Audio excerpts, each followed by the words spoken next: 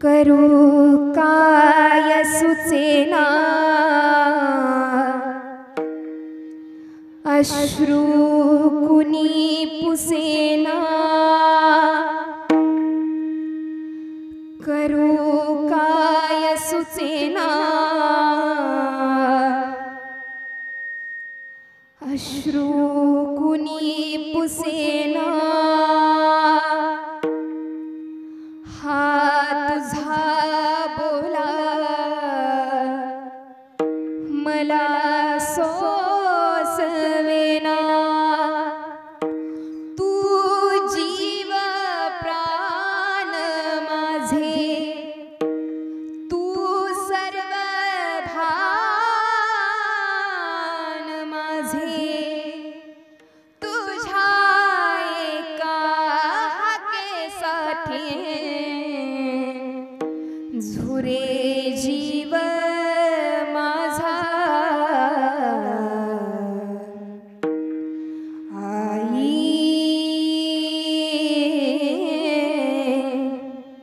अग आई रुसलीस का बोलना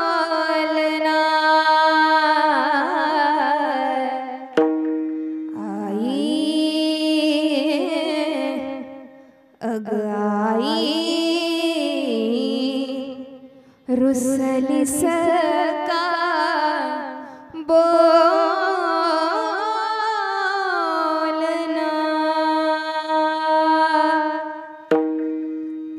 आई गेली ना, लेकराचे शब्द आहेत. रुसलीस का बोलना, बोल ना गाई बोल ना, काहीतरी बोल ना. कर्म चुकलं तुमची माझं काय गत घेऊन बसताय. आपण सामान्य जीव आहे म्हणून एक विनंती गड्या, येताना कर्म आणि जाताना पण कर्म, म्हणून जीवनात येऊन चांगलं कर्म करत राहा. आई बापाची सेवा करा गड्या, आई बापाला जपा, परमार्थ करा. मी एक वाक्य बोलू लागल, थोडं वाईट वाटल, पण माझं प्रत्येक कीर्तनातलं वाक्य आहे, ध्यान देऊन ऐका. एक वेळेस माणसानं परमार्थ नाही केला तरी चालेल. एक वेळेस माणसानं गळ्यात तुळशीची माळ नाही घातली तरी चालेल. एक वेळेस माणसानं आळंदी पंढरपूर देऊ पंढरपूर वारी केली नाही तरी चालेल. पण घरात असणाऱ्या आई बापाला जर माणसानं अंतःकरणापासून सांभाळलं ना गड्या, त्याच्यासारखा दुसरा कुठला परमार्थ नाही. पण ते कळलं पाहिजे, कारण आई बाप म्हणजे काही सामान्य दैवत नाहीये. आई बापासारखं दैवत या जगामध्ये झालं नाही. ह्याचं उदाहरण माझ्या गणपती बाप्पांना द्यावं की गड्या आई बापाची सेवा करा गड्या. मला सांगा, वक्रतुंड महाकाय सूर्यकोटी समप्रभ, सगळ्यात आधी कुठली पूजा असू द्या, कुठलं शुभ कार्य, कुणाचं नाव गणपती. का? कारण माझ्या बाप्पांना प्रथम पूजनाचा, पण कधी हा विचार केला रे प्रथम पूजनाचा मान का मिळाला? ज्या वेळेस वरती युद्ध चालू होतं, प्रथम पूजनाचा मान कुणाला द्यायचा? सगळे देवगण सत्तेसाठी आसुसलेले होते. इथं जसं चाललं होतं ना कॉम्पिटिशन, तू येतो का मी येतो, तू येतो का मी येतो, तसं वरती होतं. कुणाला प्रथम पूजनाचा मान मिळतोय? आणि झालं ना गड्या, नारद मुनींनी ठरवलं स्पर्धा ठेवायची. जो कुणी पृथ्वी प्रदक्षिणा पूर्ण करून सर्वात प्रथम इथे येईल त्याला काय दिला जाईल? प्रथम पूजनाचा मान दिला जाईल. ठरल्याप्रमाणे आपापले सगळे वाहन घेऊन आले. इंद्र ऐरावत घेऊन आले, कार्तिकी स्वामी मयुरावर बसून आले, माझे गणपती बाप्पा सुद्धा आपलं वाहन घेऊन आले. बाप्पांचं वाहन काय? उंदीर. मूषकराज बाप्पा सुद्धा आपलं वाहन घेऊन आले, उंदरावर बसले. सगळं तयारी झाली, स्पर्धा सुरू झाली. सगळे देवगण आपापलं वाहन घेऊन निघून गेले, पण माझे गणपती बाप्पा मात्र तिथे राहिले. बुद्धीची देवता आहे, डोकं चालवलं, माघारी फिरले, आई वडिलांजवळ आले, शंकर पार्वतीचं दर्शन घेतलं. आपल्या आई वडिलांना अर्थात शंकर पार्वतीला प्रदक्षिणा घातली, पुन्हा एकदा नमन केलं आणि बाप्पांना सांगावं झाली माझी पृथ्वी प्रदक्षिणा पूर्ण.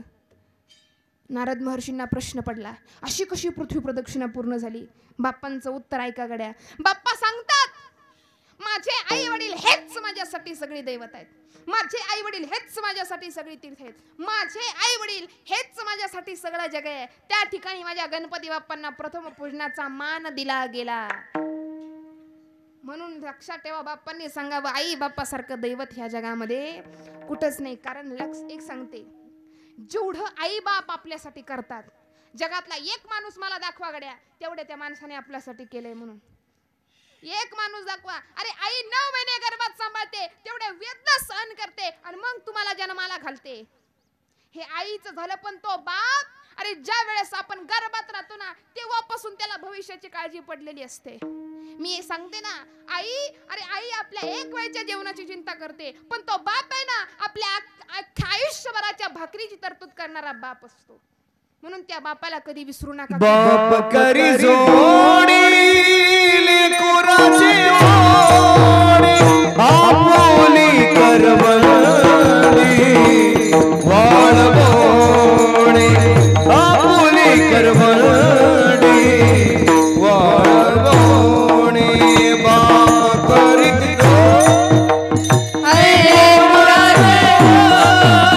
आपुली करवली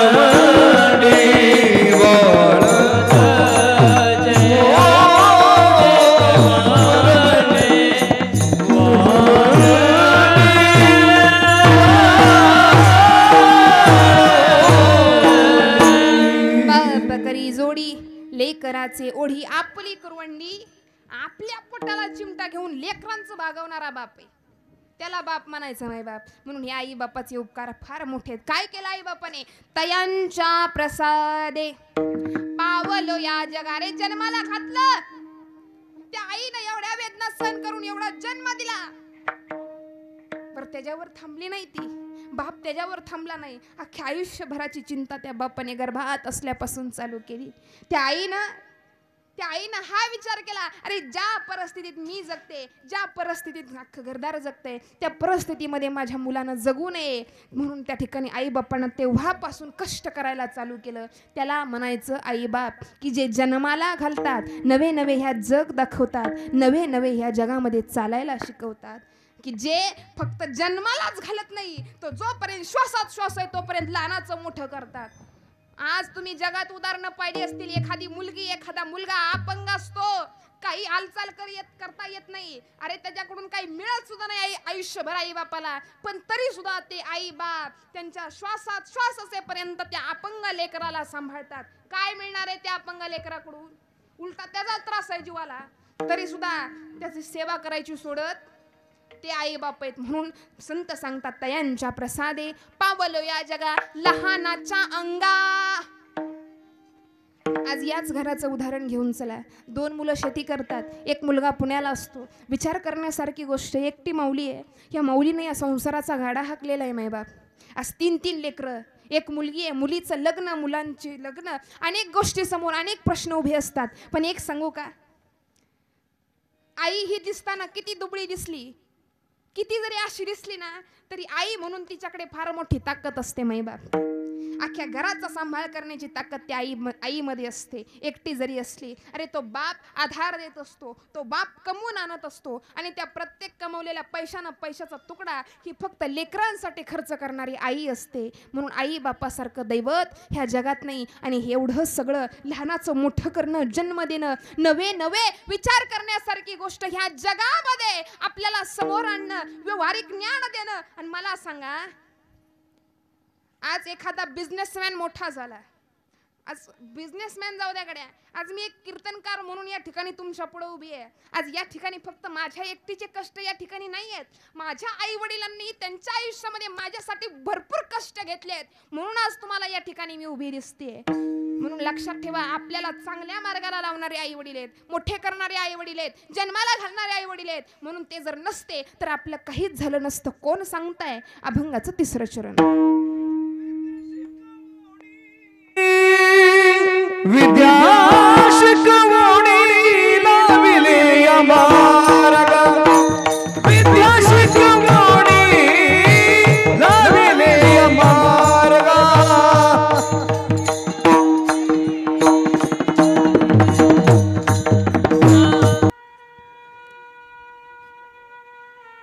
जमीन जर काही गोष्टींनी आपल्यापासून हिरावून गेली, माणसाला दुःख वाटतं गड्या. एवढं कष्टानं कमवलेलं, वडिलापर्जित आलेलं माझ्यापाशी राहिलं नाही, ते माझ्यापासून लांब गेलं. साधी जमीन गेली म्हणून माणूस दुःख करत बसतो, पैसा गेला माणूस दुःख करत बसतो. पण एक गोष्ट तुम्हा सर्वांना सांगावीशी वाटते गड्या, लाईफमध्ये आयुष्यामध्ये सगळ्या गोष्टी ज्या गेलेल्या असतात ना, सगळ्या गोष्टी, त्या गोष्टी तुम्हाला पुन्हा मिळवता येऊ शकतात. जमीन हिरावली गेली ना, कष्ट करून पुन्हा जमीन विकत घेता येईल. पैसा गेलाय ना, कष्ट करून पैसा कमवता येईल गड्या. पण जर एखादं माणूस जवळचं निघून गेलं ना, व्यक्ती गेलं, संपलं. पण ह्याच्याही पुढे जाऊन सांगेल, स्वर देऊ नका पेटीचा, हार्मोनियम स्वर देऊ नका. ह्याच्याही पुढे जाऊन सांगेल गड्या, जगामध्ये अनेक नाती तुमच्या माझ्या आयुष्यामध्ये आहेत, अनेक नाती आहेत. पण एक सांगेल, पत्नी असो, मुलं असो, भाऊ बहीण असो, ही सगळी नाती बाजूला ठेवा आणि एकदा फक्त आई बापाचा विचार करा. इतर जी नाती आहेत ना, ही सगळी नाती तुम्हाला पुन्हा मिळतील. सगळी नाती बरं पुन्हा मिळतील तुम्हाला. पण आई बाप जर एकदा आयुष्यातून निघून गेले ना गड्या, प्रेम पण संपलं ना, आधार पण संपला. कारण विशेष गोष्ट सांगायची म्हणजे अशी, ह्या जगामध्ये जीवन जगत असताना आपली जर उन्नती होत असेल, ह्या जगामध्ये आपण अजून एक पुढचं पाऊल उचलत असू, पैशानं मानानं जर आपण मोठे होत असो, तर हे जग फक्त तोंडावर हसू दाखवतं, पण पाठीमागून कुचा निंदी करतं, पाठीमागून शिव्या श्राप देतं, वाईट चिंतन हे जग आहे. पण ह्याच्या विपरीत एक नातं असं आहे की त्या नात्यामध्ये त्यांचा मुलगा जर मोठा होत असेल, पैशानं मोठा होत असेल, मानपान वाढत असेल, जगामध्ये त्याचं नाव होत असेल ना, अख्ख्या जगाला ह्याचं आतून वाईट वाटतं. पण एकमेव आई बाप अशी व्यक्ती आहेत की ज्या आई बापाला वाटतं गड्या, बापाला वाटतं अख्खं आयुष्य गेलं रानात कष्ट करता करता, अख्खं आयुष्य गेलं मोलमजुरी करता करता, पण माझ्या लेकराने गड्या असं काम केलं ना, एवढं कष्ट केलं जीवनात, असा अभ्यास केला, असं कमवलं ना गड्या, की हा बाप आता स्वाभिमानानं जगू शकतो. ती माऊली म्हणते, आयुष्यभर मोलमजुरी केली, कष्ट केलं, एका साडीवरती राहिली, पण आज माझ्या लेकरानं असं कमवलंय ना गड्या, मला आता पाठीमागचे दिवस सुद्धा आठवणार नाहीत. एवढा आनंद माझ्या लेकरांनी मला दिलेला आहे. त्या आईचं हृदय भरून येत असतं. पण ह्या सगळ्या गोष्टींमध्ये सांगू, माणूस पैसा कमवतो, पुढे जातो, सगळं काही करतो, पण ह्या सगळ्या गोष्टींमध्ये ज्या आई बापानं तुला वाढवलं, ज्या वेळेस तुला शिक्षणाला पैसा कमी पडला ना, त्यावेळेस आई बापानं टेका दिला. अरे स्वतः जवळच जेवढ्या सेविंग होत्या तेवढ्या तुझ्यासाठी घालवल्या, त्यात भागलं नाही तर बापानं होती तेवढी जमीन तुझ्यासाठी विकली, होती तेवढी जमीन तुझ्यासाठी विकली, पण तुला शिकवलं का, जी मोलमजुरी मी दुसऱ्याच्या रानात केली ना, ती वेळ माझ्या लेकरावर येऊ नये म्हणून त्या बापानं, त्या आईनं मोलमजुरी दुसऱ्याच्या शेतात करून तुला शिकवलं गड्या. पण एवढं सगळं करून सुद्धा ज्यावेळेस शेवटी त्यांना सांभाळायची वेळ येते ना, माणूस सहज सहज बोलून जातो, काय केलं तुम्ही आमच्यासाठी. आई बाप ह्या गोष्टीचं दुःख वाटून घेत नाही, पण एखादी गोष्ट काळजाला लागते, मायबाप एखादं वाक्य काळजाला लागतं. म्हणून विनंती आहे गड्या, काळजाला लागेल असं बोलू नका. 2 शब्द आई बापाशी कमी बोला, 2 शब्द कमी बोला, पण काळजाला लागेल, घाव करेल असे शब्द कधी बोलू नका. तुम्ही जर एखाद्याला काही वाईट बोललं तर समोरचा माणूस उलटून तुम्हाला वाईट बोलणार, शिव्या श्राप देणारा पुढचा माणूस आहे, जग आहे. पण आई बापाला तुम्ही कधी वाईट बोलला ना, जगातलं एक उदाहरण मला दाखवा गड्या. आई बापाला एवढ्या शिव्या दिला, एवढा श्राप दिला, एवढं वाईट वाईट बोलला, पण त्या आई बापानं कधी पुन्हा लेकरा बाबतीत वाईट बोललेलं आहे. त्या आई बापाच्या मुखात एकच शब्द आहे गड्या, असू दे आपलंच लेकरू आहे. त्यांना आपल्यासाठी काही म्हणलं ना, आपल्याला काही म्हणलं तरी काही हरकत नाही, पण आयुष्यभर तो सुखी राहावा, आयुष्यभर माझी लेक सुखात राहावी, एवढंच आई बापाचं वचन असतं गड्या. म्हणून आई बापासारखं दैवत, आई बापासारखं नातं ह्या जगात नाही. आणि महिला मंडळीनं विनंती आहे गड्या, जन्माला आल्यापासून आई बाप तळ हाताच्या फोडाप्रमाणे जपतात. कारण लेक आहे, माहिती एक ना एक दिवस सासरला जाणार आहे, तरी सुद्धा ती आई तेवढा जीव लावते, बाप तेवढा जीव लावतो. मला सांगा ना, लेकीकडून काय मिळणार असतं बापाला, काय मिळणार असतं त्या आईला? उलट तिच्याच लग्नासाठी खर्च करावा लागणार आहे. आयुष्यभर कधी कधी कमावलेली कमाई तो बाप लग्नामध्ये खर्च करतो. कुणासाठी? माझ्या लेकीचं लग्न धुमधडाक्यात व्हावं. पण पाठीमागं त्याला किती त्रास होणार आहे याचा तो विचार करत नाही. पण माझी लेक धुमधडाक्यात गेली पाहिजे, चांगलं स्थळ शोधून तिला देतो. पण कधी हा विचार करत नाही की ह्या लेकीपासून आपल्याला काय मिळणार आहे, का करायचं हिच्यासाठी. उगच म्हणलं नाही, ऐसी कळवळ्याची जाती करीला भावी न प्रीती.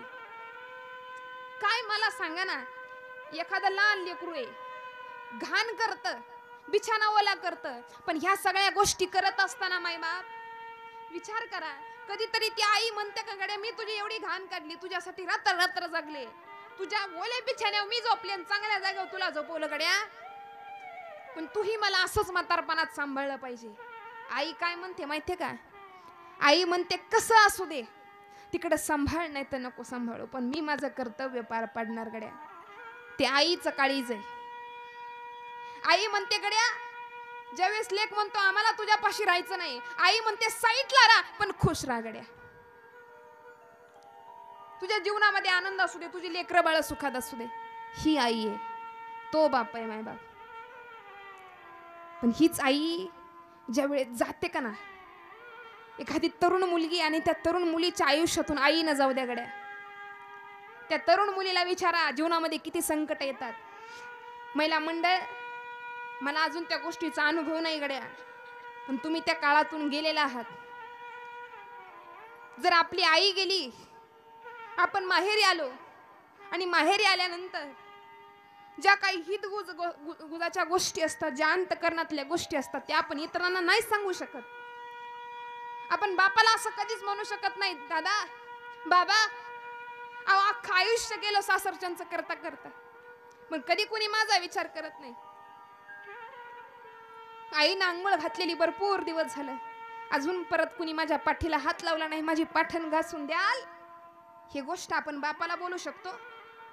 पण तीच आई थकलेली असू द्या, त्या आईच्या कुशीत जा आणि जे पाहिजे ते मागा गड्या, पूर्ण करणारी आई आहे. तो बाप कितीही दुबळा झालेला असू द्या, त्याचा फटका किस्सा असू द्या, पण कुठेतरी साईटला पैसे ठेवलेले असतात.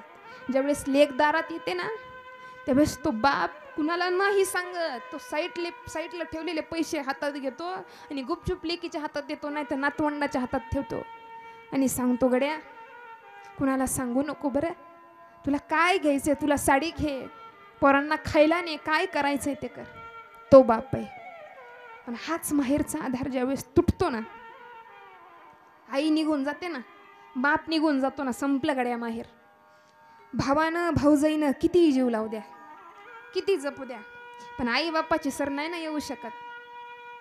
म्हणून गड्या सांगते, जपा आई बापाला. पुरुष मंडळी, आपण कितीही मोठे झालात, रात्रीची यायला 1-2 जरी वाजली ना, बायको झोपते, पोरं झोपतात, पण तोपर्यंत ती माय जागी असते. माझा लेकरू अजून कसं आलं नाही, 4 वेळा नातवाला उठवते, अरे कर ना फोन दादाला, का दादा अजून घरी आला नाही. पत्नीला उठवते, अगं कर ना फोन त्याला, का अजून घरी आला नाही. पत्नी सांगते झोपा, येतील अजून. पण एवढं सांगून त्या आईचा विश्वास बसत नाही, ती माय जागी राहते. तोपर्यंत जागी राहते तो जोपर्यंत लेक येत नाही. लेक दरवाजाची कडी वाजवतो, बेल वाजवतो, आई दार उघडते. लेकानं प्रश्न करावा, का गाई झोपली नाहीस, जेवली पण नाहीस का. त्या आईनं सांगावं, अरे दादा लेकरू घरी यायच्या आधी झोपी जाईल, खाऊन घेईल, ती आईच कसली. मला सांगा ना, असं नातं कुठं मिळेल जगामध्ये. म्हणून एकदा गेलेली आई ना, नाही उघड्या परत येऊ शकत. फार गोड वाक्य, मनाला भावेल. ज्यावेळेस आई निघून जाते ना, त्यावेळेसच्या भावना व्यक्त केलेल्या आहेत एका कवीनं. स्वर द्या.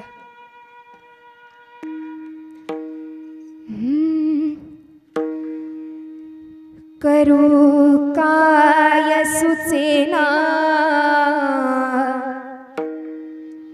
अश्रू कुणी पुसेना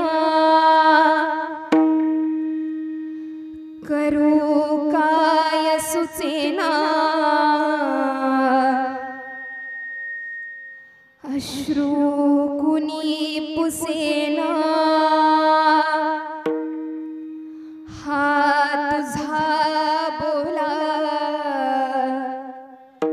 मला सोसवेना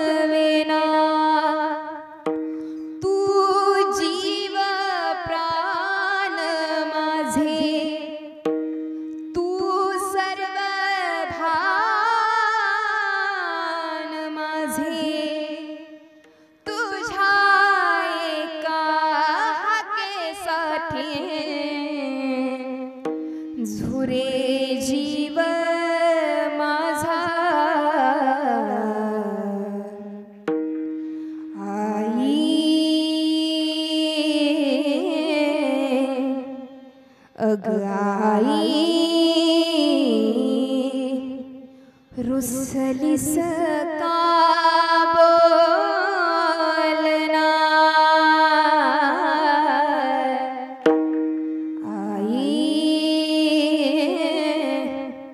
अग आई रुसलीस का बोलना.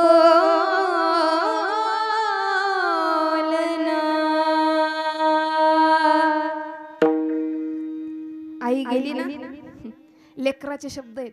रुसलीस का बोलना, बोल ना गाई बोल ना, काहीतरी बोल ना. मी एक सांगू गड्या, आई गेली ना, आईचा फोटो समोर असेल पण आईचा मायेचा हात परत दिसणार नाही. आई गेली ना, आईचा फोटो समोर असेल पण आईच्या हातचं जेवण कधी मिळणार नाही. आणि आई गेली ना, आईचा फोटो समोर असेल पण आईची ती कळवळ्याची नजर ती कधी आपल्याला परत मिळणार नाही. आई गेली ना, आईचा फोटो समोर दिसेल पण निस्वार्थी प्रेम या जगात कधी दिसणार नाही. म्हणून आईला जपा गड्या, म्हणून आईला जपा. कारण आई बाप म्हणजे साक्षात दैवत आहे गड्या, दैवत आहे. म्हणून प्रेम करा, जपा. भगवंताचं स्थान मी म्हणते, एक वेळ देवपूजा बाजेला सरा. एक सांगू गड्या, जे वारकरी मंडळी माझ्या पुढे बसले असतील ना, घरात आई आजारी आहे पण आळंदी पंढरपूर वारीला जायचे, माझ्या तुकोबऱ्याबरोबर जायचे पण घरात आई आजारी आहे, बाप आजारी आहे. मी म्हणेल एक वेळेस वारी चुकली तरी चालेल पण घरातल्या आई बापाची सेवा करा गड्या. जर आई बापाची घरात बसून जरी सेवा झाली ना तरी आळंदी पंढरपूर देहूच्या त्या ठिकाणी पायीवारीचं पुण्य जेवढे ना त्याच्या 1000 पटीनं पुण्य तुमच्या पदरी पडल. पण त्यासाठी आई बापाची सेवा करा, एवढे ते सेवेत ताकद आहे. म्हणून संतांनी सांगावं, आई बापाचं ऋण मी मगाशी सांगितलं, जीव जरी घाण ठेवला ना, जीव घरी तरी मात पितरा धड बोली नाही संसारा. वाक्य ऐका, ज्ञानेश्वरीचा 18वा अध्याय सांगतोय, तरी घरी मात पितरा धड बोली नाही संसारा ये विश्वभरी आदरा मुरकू जैसा. एखाद्या माणसाला अख्खं जग सन्मान करते, एखाद्याचा अख्खं जग आदर करते, पण तोच माणूस जर घरातल्या आई बापाशी 2 शब्द धड बोलत नसेल ना तर माझ्या माऊलींनी त्याला मूर्खात काढले. मूर्खात सकळ तीर्थाची धुरी का मूर्खात काढले आहे का? सकळ तीर्थाची धुरी जी का माता पितरे तया सेवेसी कीर शरीरे लोन कीजे. अख्खी तीर्थ आहेत का? कोण म्हणतं मी 4 धाम केलं, मी काशी केली, मी हे केलं. मी एक सांगू गड्या, जगातली जेवढी तीर्थ आहेत का तेवढ्या सगळ्या तीर्थाचं उगम स्थान जर कोणतं असेल ते म्हणजे आई बाप आहेत गड्या. आणि माझा विश्वास बसत नसेल तर ज्ञानेश्वरी उचकटून पहा. एका ठिकाणी तर फार गोड शास्त्र सांगतं, 3 पृथ्वी प्रदक्षिणा परियसी 2 लक्ष प्रदक्षिणा वाराणसी 1 नमस्कार करिता मातेसी तुके पुण्य हो. काशी तीर्थक्षेत्राला 3 प्रदक्षिणा करण्याचं पुण्य नवे. ह्या जगाला प्रदक्षिणा मारण्याचं पुण्य पदरी पडावं असं जर वाटत असेल ना, फक्त आयुष्यात एक काम करा, आई बापाचं दर्शन घ्या गड्या. तुम्हाला काही कमी पडणार नाही. अजून एक सांगते, या नारदाच्या गादीवर उभे एखाद्या कामाला निघाला, कीर्तनाला निघाला, एखादं काम करायचंय, शाळेत निघालाय, तर फक्त एकदा आई बापाच्या चरणाचं दंडवत घाला, एकदा आई बापाचं दर्शन घ्या. एवढं जरी केलं तरी तुमच्या कुठल्याही कामात अडथळा येणार ही आई बापाची ताकद. म्हणून त्यासाठी जीवनात असं कार्य करावं, आई बापाची मान उंच व्हावी. असं कार्य करावं की आई बापानं ताठ मानेनं जगावं. आणि ज्यावेळेस असं कार्य करू जीवनामध्ये, तर खऱ्या अर्थानं आई बापाच्या ऋणातून थोडं का होईना मुक्त हो. अभंगाचं शेवटचं चरण. तुकड्या दास म्हणे फेडावे कर्ज, तुकड्या दास म्हणे फेडावे कर्ज.